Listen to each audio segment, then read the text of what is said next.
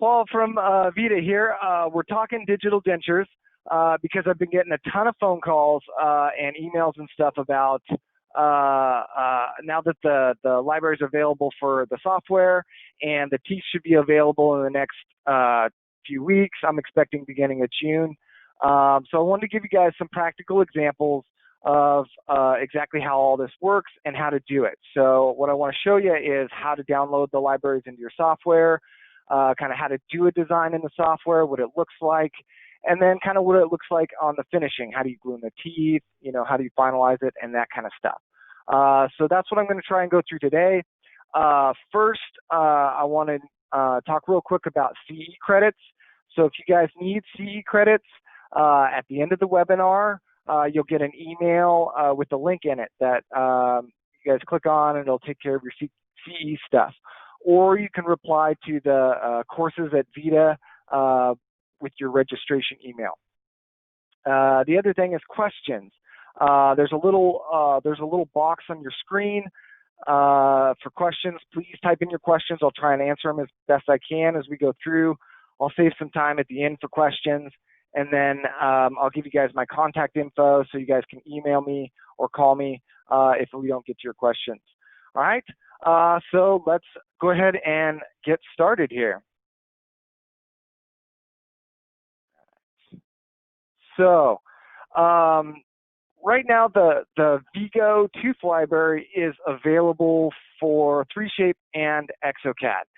So I'm going to go through both of the softwares in all my demos today as best I can.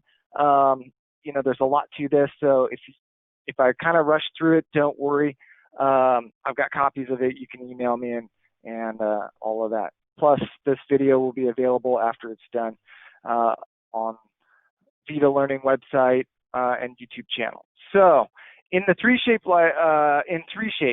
so what you're going to want to do is navigate to the control panel, and under Tools, go to the Download Center. You want to change your topic here to Download Libraries, VITA Bionic VGO, and then you're going to want to hit Import over here. Okay, this is for importing other DME files. Here's my contact info. I can get you guys a copy of this.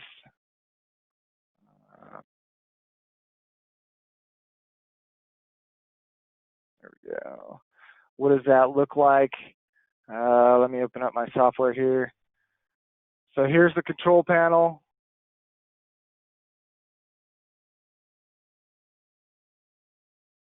Come on, you can do it. Download Center. Download Libraries. Uh-oh. There it is. VITA Bionic VGO. Okay, so that is how to do it, and then just save it, save changes, restart your dental manager, and the VITA VGO library will be available. Okay, so that is 3Shape. Exocad. Do the same thing here for Exocad. Exocad's a little different.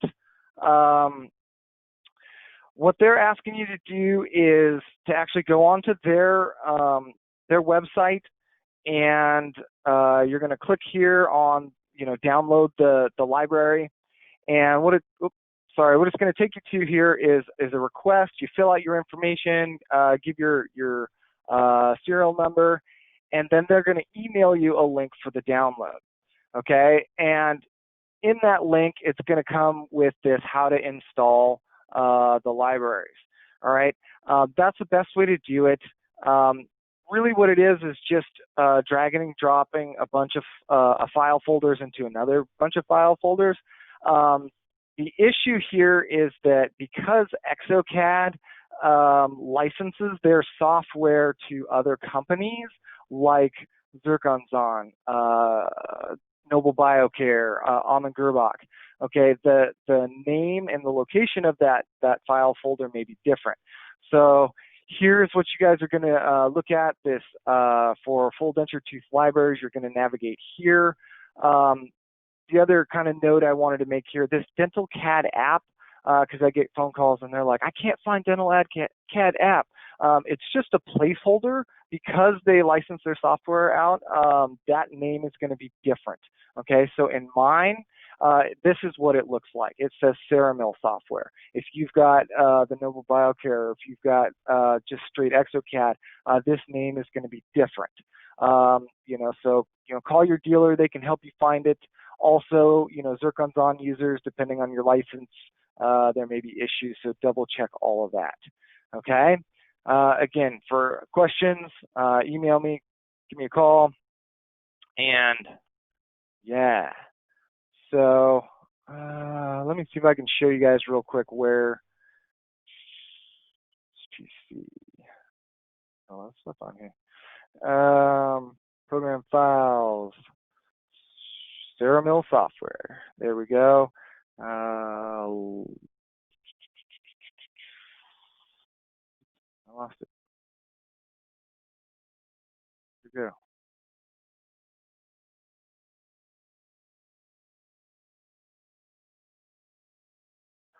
Libraries and prosthetic tooth sets. So you can see when you copy over all those folders, Bionic VGO, and then it should be available in your library. Okay, so what does that look like now that we have it in our software? Well, let's start with 3Shape, and so this is kind of what it's going to look like when it comes in. So we've scanned the case. We're going to mark our occlusal plane according to our bite here. It's going to ask us to mark these characteristic points: the tuberosity, the incisive papilla, the canine points, and you can see I've already marked these ones to try and save us some time here. It's going to ask us to mark basically the upper boundary where our base is going to be. Same with the lower.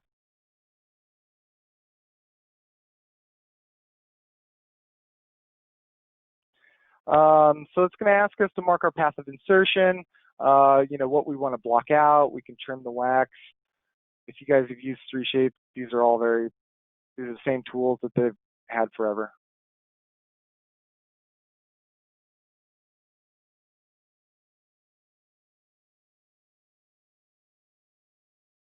All right, so this is where we get into the fun stuff. So this is where now we actually get into the tooth libraries and we can actually start setting our teeth, okay? Now, I've talked about this before, but one of the really great advantages of the VGO Tooth Library in here is that they come pre-set up in perfect occlusion and function, especially in the posterior.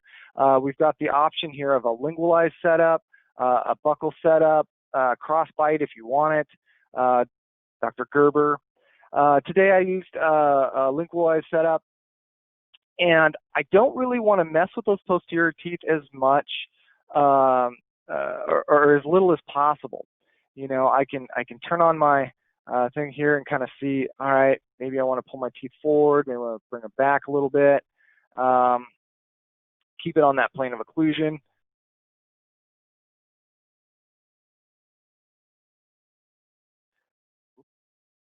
So now the teeth here, because they come in occlusion, it doesn't let you move. Well, you can go in and move them individually, but it's better if you're going to move them to just move them as a group. So if you want to move them out a little bit, or if you want to rotate them, you can do that kind of stuff as well. Normally what I do on something like this is I try not to mess with the setup too much. I usually will go in and maybe adjust and characterize these a little bit see how it, you know, occludes and functions with the lower. Hey, maybe I want to rotate these teeth out a little bit, close that gap. I can always check the function too with the articulator here and go into movements here. Okay, let me turn off the articulator so it's not in our way. And look at that. Okay, look at where our contact marks are, exactly where we expect to see them for lingualized occlusion. You know, maybe we've got too much function off of these lowers. That's up to you. You can go in and change it and adjust it a little bit, but I wouldn't mess with the posterior teeth a whole lot. Okay, and so that's, you know, that's a pretty quick and basic, you know, tooth setup. And then from there, you know, you can go in and modify it however you like, characterize it however you like. You know, you've got all of the teeth or all of the tool options that, you know, 3Shape normally has available. Now here, this is something for manufacturing. Now, depending on how you set this up, whether you're planning to mill your denture base or print your denture base, there's an option in the beginning for that, and whether it's going to apply the drill base compensation or not. If you're using a mill, then you want to say yes. If you're using a printer, then you can say no. And this is what it's talking about here. You can always uncheck that box. That's the other way to do it as well.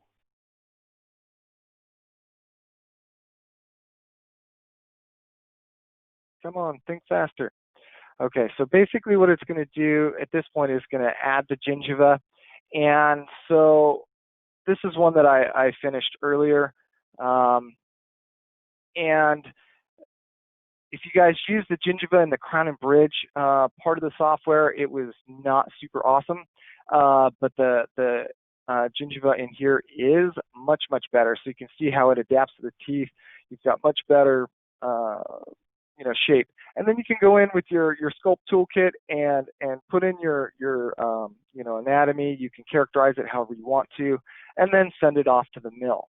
And I'll show you kind of what that looks like on the other end when we're done. And I'll show you one that I actually did mill out. Okay. So let's jump over to Exocad and I'll show you kind of what that looks like. So the softwares work very, very similar. Most of the tools are the same. Let's see. You know, you're going to identify your landmarks. Whoops.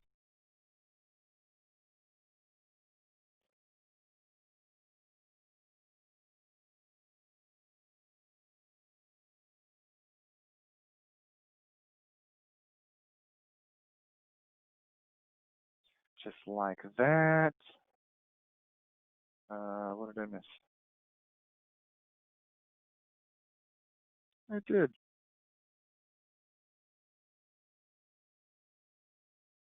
Oops. Awesome. Try this one more time. Okay. We're going to set our plane of occlusion based on our scan. Okay.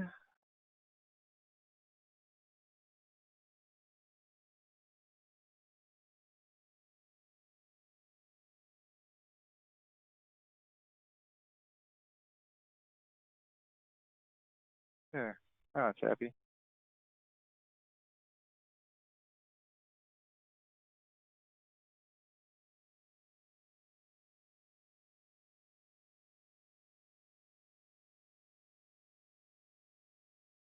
And most of these are pretty self-explanatory. I'll let you guys, you know, play with your own software. Kind of practice and get comfortable with it here. For today, I just want to kind of give you an idea of what it looks like. All right.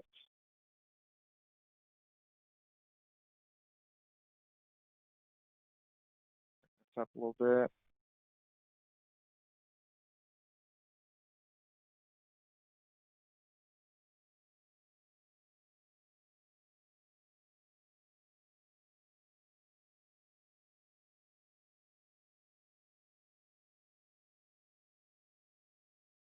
And there we go.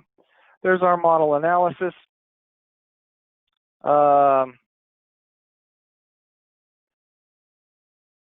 Very similar to the 3Shape software.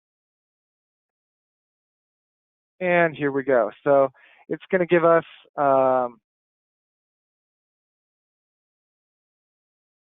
tooth options, just like we did before. So Ionic VGO, you can choose the tooth shapes. The cool part here is, according to the measurements and the setups that we just gave it, it will recommend which tooth set would fit within that arch. So you can see here plus 0.46, so it's a little long. This one's really long, but it gives you different recommendations. You don't have to use this, but it's just kind of a guide. This is the one that I used for the last one. Let's see, lingualized one. There we go.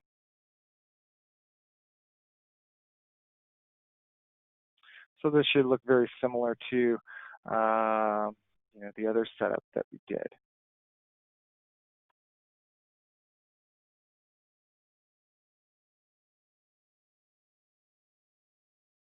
And again, it gives you the opportunity to kind of go in here and, modify it and change it. Again, I would not move these posteriors very much. Let's see.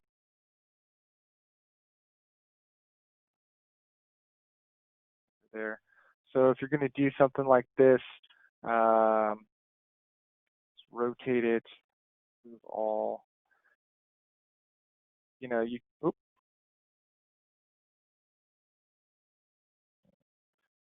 So you can kind of rotate that arch in and out, or you could rotate it, buccally, lingually.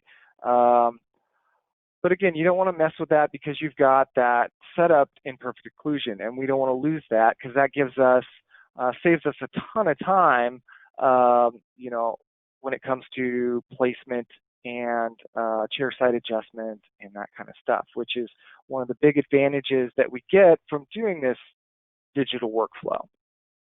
Okay. It also will keep it in chain, what it calls chain mode, where even if you do move the teeth around and adjust it, it will still bring them back together so that they have occlusion, which is pretty awesome. Here is your insertion direction and block out. Again, just like we did in the other one, once we have the teeth set, of course, you can, oops, that's not the right thing. You can go in and characterize your gingiva. All right, and I know the first thing you see when you look at that is, holy stippling, Batman. Yeah, it's a little over exaggerated.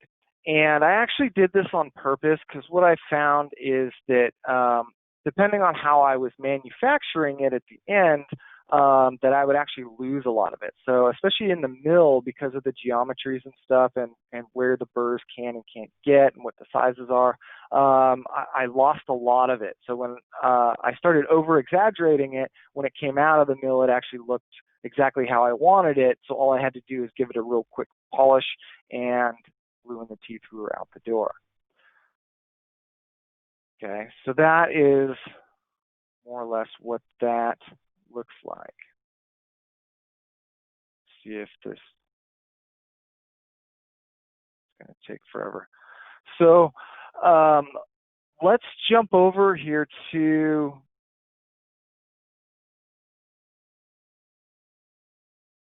the tabletop, and I'll kind of show you what some of this stuff looks like. So this particular one I actually milled because that's what I've got here. And you can't see it real well. I'll show you. But you can see some of that stippling in there, how it came out just right out of the machine. Now, all I'm going to want to do to this is I'm going to sandblast the tooth cavities, and I'm going to cut off the sprues and polish it.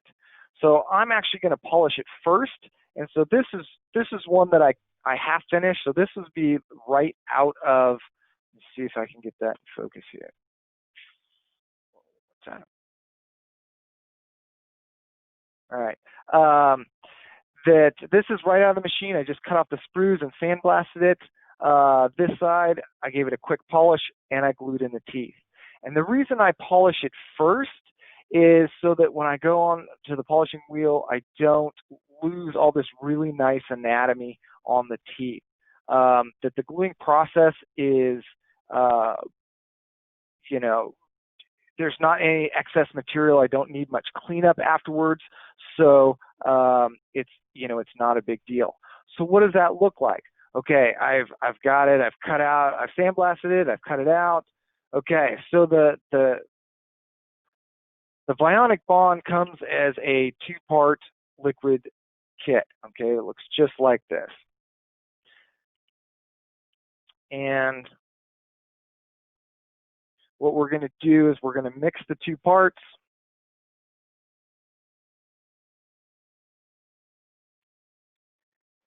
And we want to stir it, a good 30 seconds so that it's nice and mixed up. Now, remember when we were designing, and we've talked about this before, that this is designed with a 20 micron gap in that tooth pocket. So if you haven't seen this before, this is what that looks like. Okay, look at that fit. Okay, there's no movement, there's no rocking, there's no ambiguity. It goes in and it fits perfect. Okay, what we're trying to do here, one of the big advantages to using this digital stuff, like I said, all this stuff comes in perfect occlusion, and we don't want to lose that when we go from the software to actually the manufacturing. And when we're working with stuff that has 150 to 170 micron gap, there's just way too much movement there, and we're going to lose that precision. So at 20 microns, it is going to be exactly the way it is in the software, which is going to save our setup. It's going to save our time chairside when we're delivering it. So once we've got it mixed up, we want to wipe off any excess, because we're just going to wet it. Okay, we don't want any. We don't want it to pool. We don't want it to do anything like that. We just want it to get wet, just like that. Perfect. Okay, and we're going to do the exact same thing to the tooth. We just want to wet it on the surfaces that are going to glue.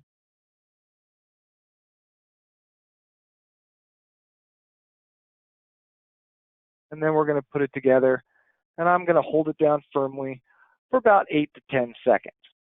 Now, the other thing that I've started doing is, if I'm doing this in production, is while I'm holding, I'll start painting the next one. Then by the time that one is sticky, okay, and I can move on to the next 2.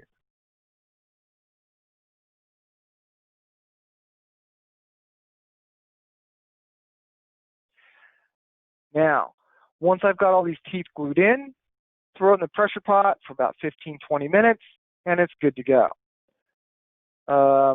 Now, if you forget to put it in the pressure pot, or you take off for the weekend, it will completely cure on your bench in 12 hours, so it's not a problem.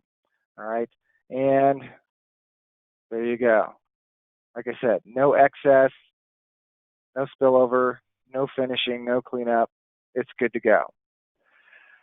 Now, one of those containers, one of those Bionic Bond kits, are good for 28 teeth, so a full upper and full lower. It's a one-time use. You mix it up, you glue in the teeth, and then you throw it away. You can't really save any extra. I get that question a lot. Nah, you really can't. Just throw it away. And use a new one on a fresh batch. Now, let me show you a couple of cool tricks that you can do here now that you have your denture, okay? Because once the teeth are glued in, it's pretty much finished. but you notice they're individual teeth. So when we're looking at, you know, cleansability and that kind of stuff, I don't want my patients to have to, you know, floss in between the teeth or anything like that. So what I can do is I can come in with some of our VMLC. So this is a VMLC window and a little bit of the modeling liquid here. So I've got the window, I've got our modeling liquid, and I've mixed it together here. And what I'm going to do is I'm going to come here in the interproximal and just, and you can see it just wicks it right in there. And it's going to seal that interproximal area. It's going to be totally clear, so you never see it, but it'll make it a lot easier for your patient when they're cleaning their denture, just like that, and then hit it with the light, and it's good to go.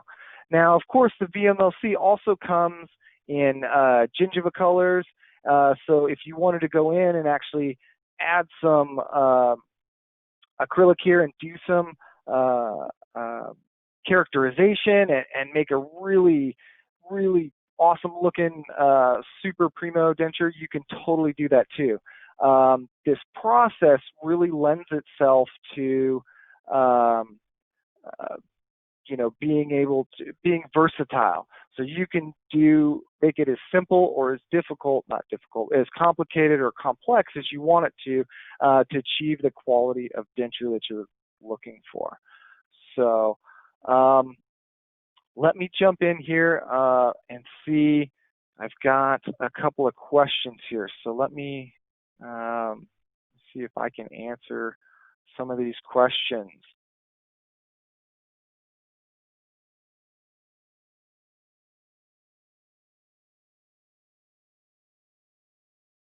One of the questions is what is the best material for doing relines?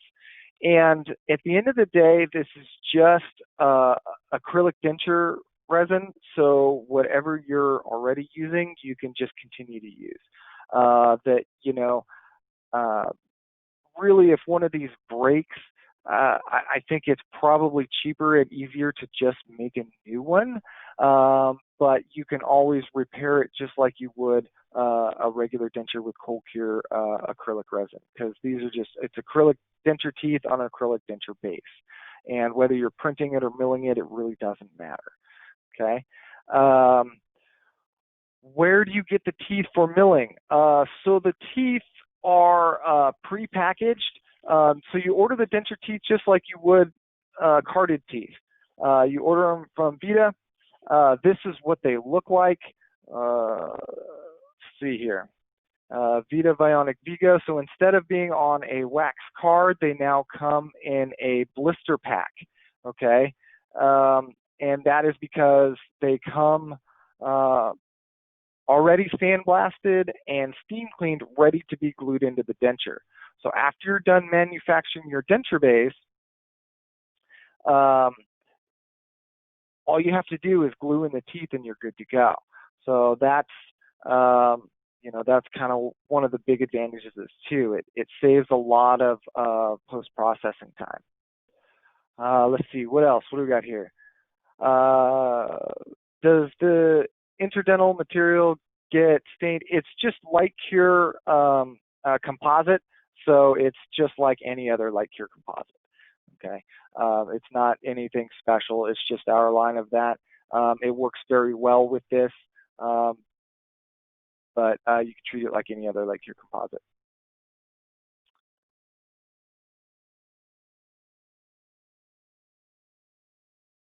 What is the better material, printing or milled? You know what? It's a really great question, and I think it really has less to do with the quality of the material, because there's a whole variety of materials out there for both printers and mills, and some of them are really good and some of them are not so great. So depending on what you're buying, what material you're buying, you can judge its quality. What it really comes down to is efficiency in manufacturing. I expect that most people will probably choose to print the bases because they can do a lot more units in a day than they can in milled. Between the two, because the milled is starting from a solid puck, you're always going to get the most accurate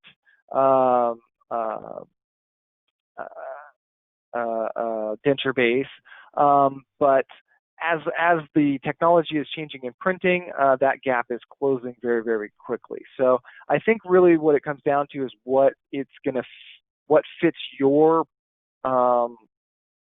needs the best is really going to be what the best solution is. If you already have a mill and you already have 3Shape software, all it takes to get started on this is to order a set of teeth and start designing them, because you can mill it on your mill. If you already have a printer, same thing. You can get into this and you can print bases. So it's very versatile, whatever works best with your kind of setup. Have we had any issues with debonding of the teeth from the denture base over time or patient use? And the answer is no. That VITA spent many, many years developing this bond, and it is super awesome, is the technical term for it. And basically what it does is it creates a chemical bond between that tooth and that denture base that is so strong that in all of the tests, either the tooth is broken or the denture base is broken before that bond between the two. So far we have seen no delamination of teeth. So yeah, this bond is really, really super cool stuff.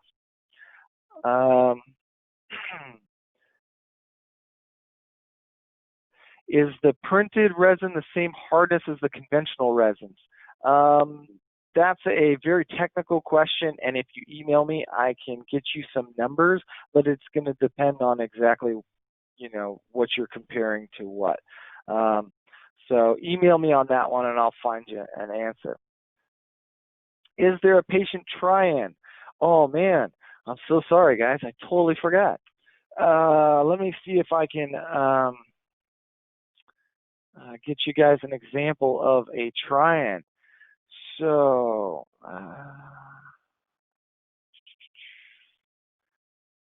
these are some slides from one of the other ones that I did. So this is basically going to show you here, the workflow. You make your impression, you digitize your impression, whether you're doing intraoral scan or lab scanning. You do your design like we practiced, and then it gives you the option in the output to either create your denture base, your final, or to do a monoblock try-in, okay? And I certainly recommend it, and most places will request it. And these, you can, again, mill or print. I suggest print because it'll be quick and cheap to do the try-in. That way the doctor can kind of verify the setup and the function. And my expectation on this, and with the beta testing and what I've seen, is that because when we're able to capture the information very well, so in that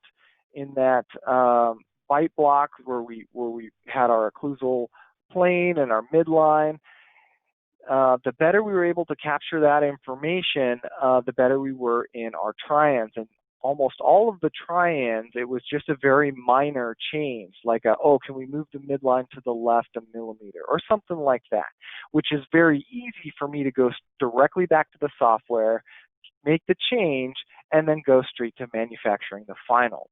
Now, of course, I worked a lot with the graduate students in prosthodontics and implant stuff, and the stuff that they're working on, it tends to be a lot more complicated and complex. So sometimes the try-ins are a little more complicated, and so they may grind on it or add wax or change things how they need it to work for this particular patient's needs. And in that kind of scenario, then I can rescan that or make a new impression of that modified try-in, overlay that on the design I already have, and use it as a template for my new design. And then at that point, I can either do a new try-in or I can go directly to the final. Okay, so hopefully that answered that question. Let me see if I've got any better pictures of what that looks like.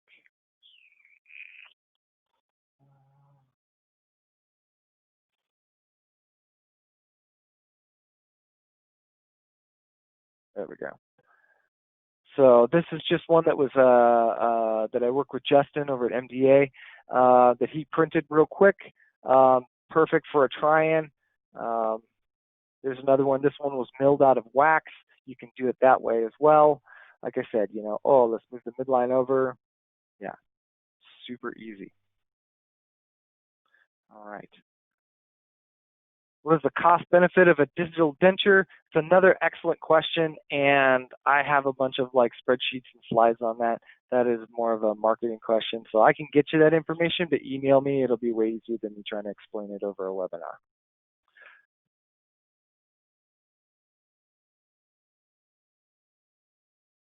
Let's say we altered the VITA teeth during the CAD design stage. Would they come from VITA trimmed the way I altered them?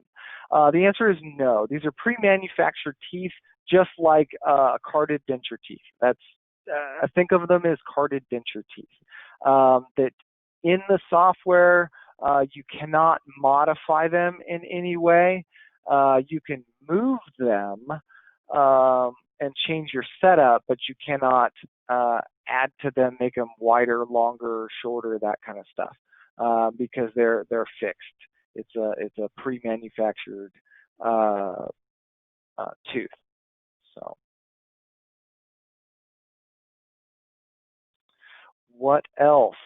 We've got a few more minutes here before we're done. So if you guys have some more questions or anything else you guys would like to see, let me see if I can show you here. Like on this one, Cam.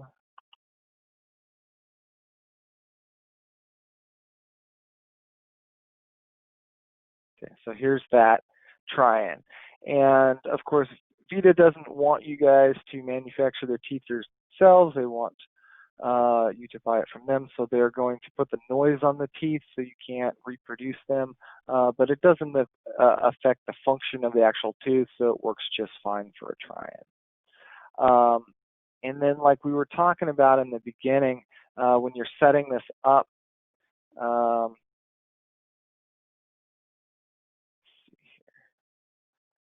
for a digital denture,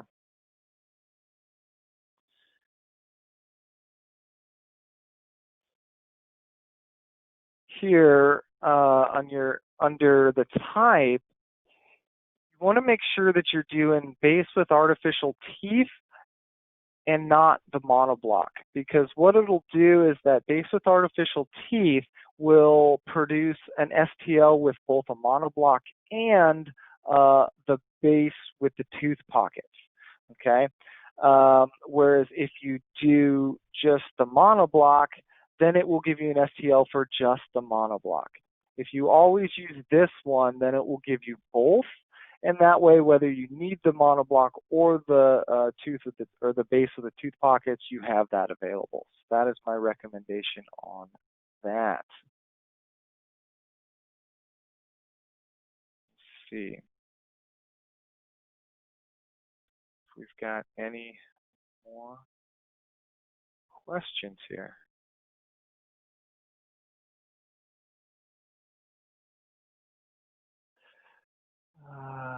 Something about a tooth library. Sorry guys, lots of questions. Is the tooth library available as an STL file to use in Mesh Mixer or BSB Plan? No, I'm afraid not.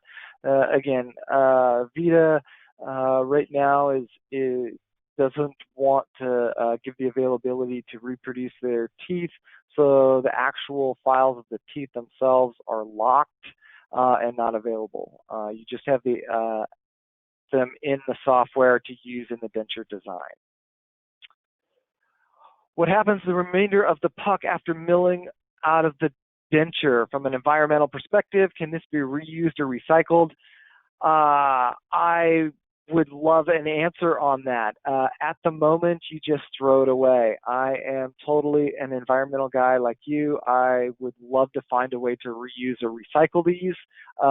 Again, probably additive manufacturing is going to be the answer to part of that.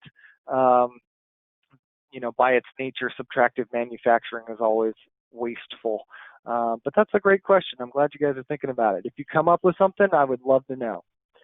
How do you do a tooth base reduction if the tooth is too thick for the base?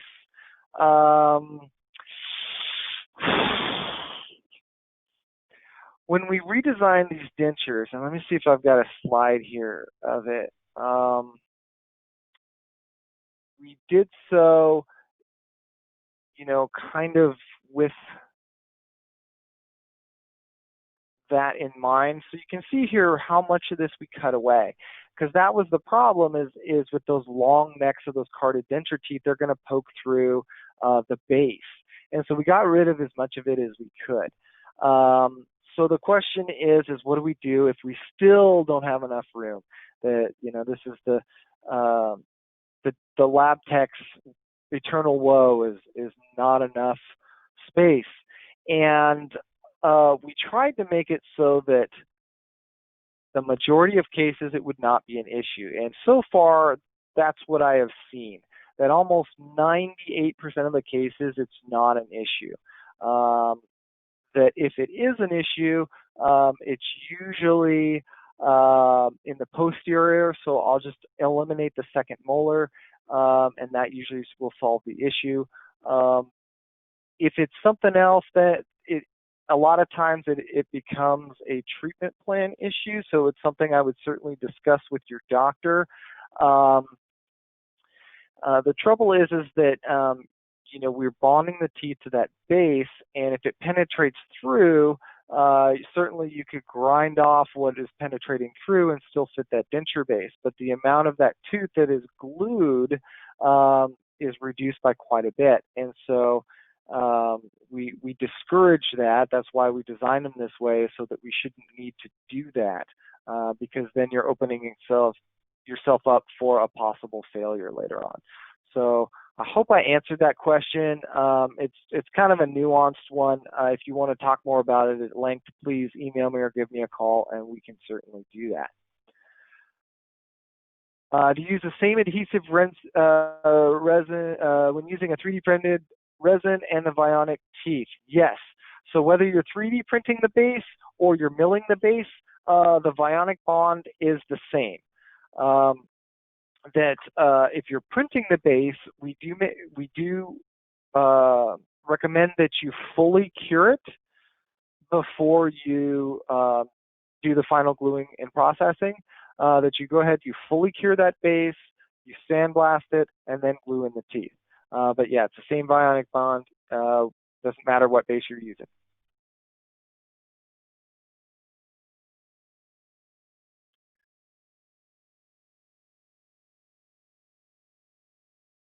Is there a way for the program to scan a photo of patient's existing natural teeth to select the mold that is closest to their natural teeth shape, contour, etc.? Man, I loved you guys today. These are the kind of questions that just are awesome. Okay, we're working on that. The guy to talk to would be Justin at MDA. He's working on that. We've tested out a few things. As of right now, no, there's nothing official. But yeah, we're definitely testing out some stuff. We would love to see something like that and do something like that. You know, if you want some more info, again, you know, email me, call me, and we can talk about it.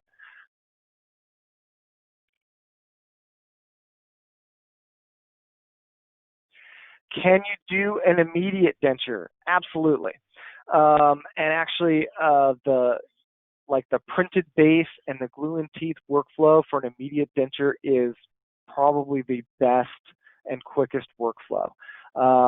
So how do you do that in the software? Let me see if I can show you real quick. If I can't, then email me and I'll show you guys, or I'll put something together.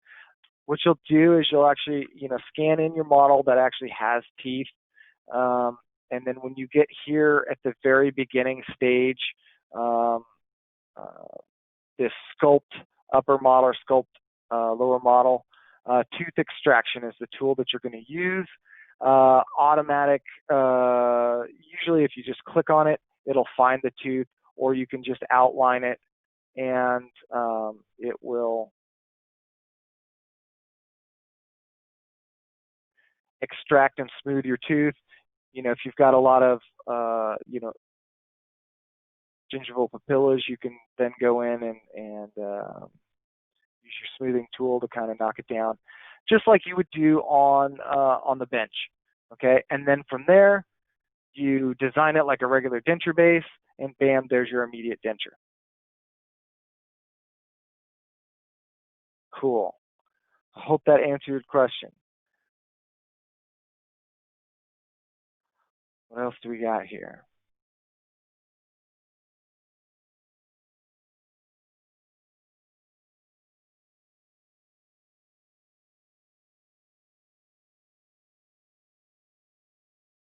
All right.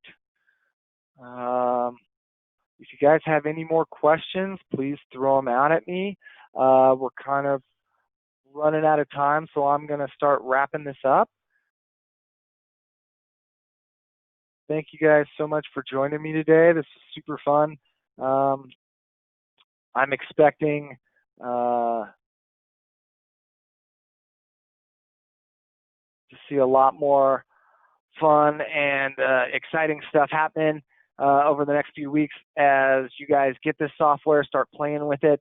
As the teeth start getting available, our beta tests have been just fantastic. So really excited about it. Again, if you guys have any more questions, please feel free to give me a call or email me.